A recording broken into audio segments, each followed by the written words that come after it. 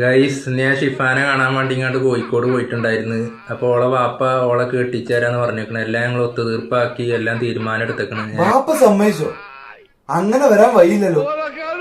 ആവൂല ബാപ്പ നിങ്ങളാണ് ബാപ്പ ബാപ്പ വാപ്പാടെ വാപ്പാനെ പോലത്തെ വാപ്പയാണ് വാപ്പ വാപ്പ. അത്ര വെറുതെ നിങ്ങൾക്കാ കുട്ടീനെ നിങ്ങക്ക് വലിയ അറവാർക്കും കൊടുത്താ പോരേനോ.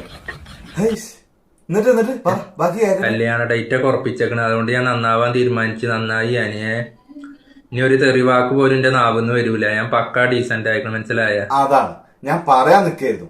ഈ തുറന്ന തെറി പറയുന്ന സ്വഭാവമൊക്കെ മാറ്റി നിർത്തിയിട്ട് നല്ല കുട്ടിയായിട്ട് ജീവിക്കാൻ നോക്ക്. ആ കുട്ടീനെങ്കിലും ഇനി എന്ത് ചെയ്യേ നല്ല പോലൊക്കെ നോക്കിക്കോ.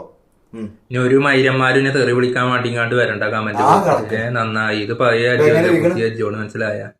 എല്ലാ മൈരോളോടും കൂടി പറയാണ് ഞാൻ തെറി വിളിക്കണവരോട്. നന്നായിക്കണ ഞാൻ. നന്നായി അല്ല, ഇന്നൊരു നാ എടുത്ത് ഒഴിവാക്കണം. ഈ നായി കരുന്നായി.